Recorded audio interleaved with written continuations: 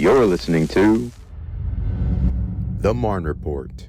Hi, Fort Stewart, Hunter Army Airfield. Kelsey here, back with another edition of the Marne Report podcast. Today I'm joined by our guest, Department of the Army Civilian Police Major Richard Barrick, who is the Law Enforcement Operations Officer with the Directorate of Emergency Services.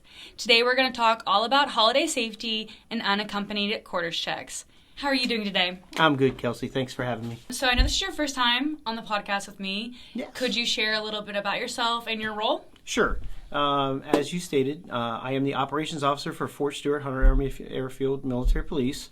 Basically, I help set up everything between the community and the department so that we can ensure that everybody is safe and getting what's required or what's needed of them. Awesome. The holiday season is fast approaching. Mm-hmm. So what safety concerns do you see most common this time of year? The biggest thing that we have this time of year is, of course, porch bandits. You get packages coming in for Christmas. People want to take those, steal those. Other things we have are people who are getting ready to go on vacation, extended period of times. We have people who, of course, like to break into quarters that, they don't belong to because they want something or need something more than what you needed, apparently. Mm-hmm. So we're basically here to give the community the safety that we will be out and about and we will assist as much as we can. But at the same time, we need the community to assist us. Gotcha.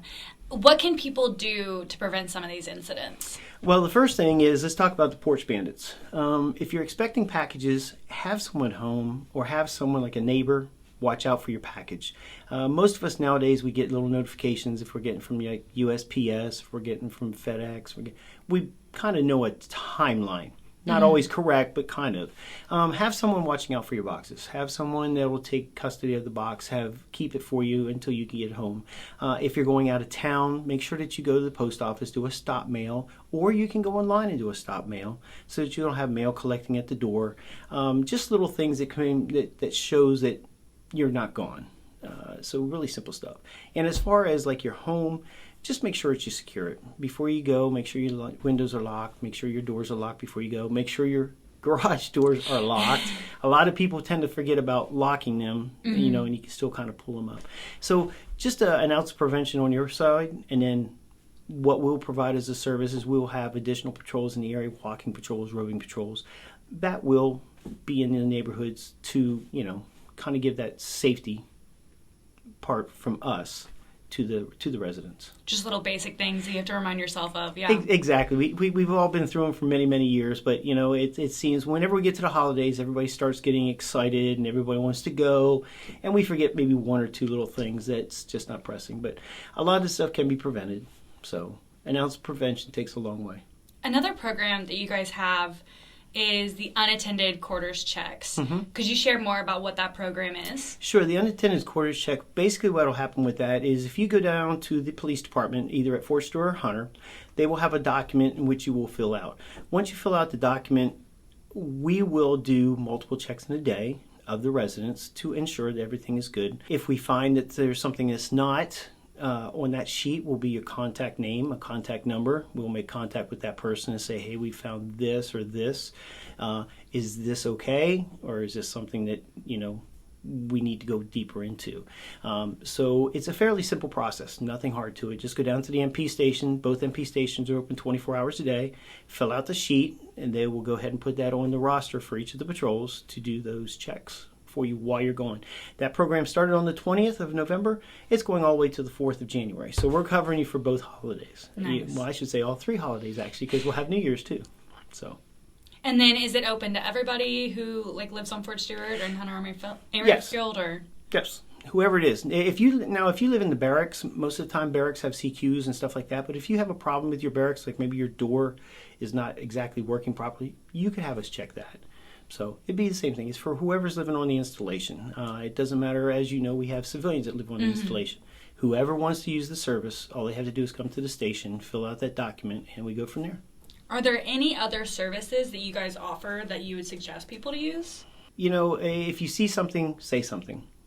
If you see something that's occurring that doesn't look right, call the MPs, 24 hours a day, and we can come out and we can take care of it. Make a phone call to 911. Say you have a suspicious person. Say a suspicious vehicle. Something just doesn't look right. give us a call. Let us come out. Let us check it out. So, pretty much anything that you would expect from us on any normal day, we're just going to be a little bit more hyper vigilant to the holidays because of people being away. So thank you. Well, sure. I know another aspect of an installation are the gates. Those are obviously very affected during the holiday season. What should people know before they go? Make sure you take your CAC. Make sure you take your ID. Make sure you have those. The gate hours have changed. I know you all have posted those. They do go up on the thing. Double check with them. You can also go on the Fort Stewart webpage or the Fort Stewart Military Police page. The gates will be on there also. And just remember that your primary gates 1 and gate 5, those will be open all the time. Of course, gate 4 will be open because once again, it's another main. And up at Hunter, Montgomery Gate will be your primary for at Hunter. So those are your primary gates to get into. So if that helps you out from avoiding to going and seeing if the other gates are open, but they're all going to be on limited hours. And like I said, you guys have put out, I believe, on your page about the gate change hours. So because they're going to be extensive. I mean, there'd be a lot to talk about there. No, you're good. Yeah. And then also, I guess, the My Army Post app. Yep. We're trying to upload those and make sure the gates correspond with that. But Correct. You said, so just check those main gates. If you're ever doubtful, use the main gates. Yep. Gate 1 and Gate 5 here at Stewart. Those will always be open 24 hours. Gate 4, which goes over to 2nd Brigade, will always be open. And then Montgomery Gate up at Hunter. That'll be your primary gate for up there. That's a good rule of thumb. Is there anything else that you would like to add? I don't think. I think from all of us here at the DES, wish everyone a happy holiday and, good fortune. And if you need us, call us. I mean, we're here for you. Well, thank you. Sure, no problem. It's been a pleasure. To stay up to date, please follow us on social media and check out the Fort Stewart website, especially for those gate hours. Thank you so much, Major Barrick, for joining me. No problem. I'm Kelsey Stever, and that concludes this episode of the Marne Report. See you next week. The U.S. Army is enhancing security at Fort Stewart and Hunter Army Airfield with the automated installation entry system, bringing smarter, faster, and safer access to our gates. Using advanced handheld devices, our security personnel can now verify identities in real time, even when the Visitor Control Center is closed. These devices tap into national law enforcement databases, checking federal and state records, DMV status, and more, all in about 45 seconds. Each gate is equipped with one handheld vetting device. If no issues are found, visitors may receive up to 180-day access to the installation. This works for family, rideshare services, food delivery, and MWR activities. If derogatory information is flagged, access will be denied and the visitor will be directed to the Visitor Control Center for further guidance. Your safety is our mission. With AIE in-lane vetting, we're keeping our community secure day and night.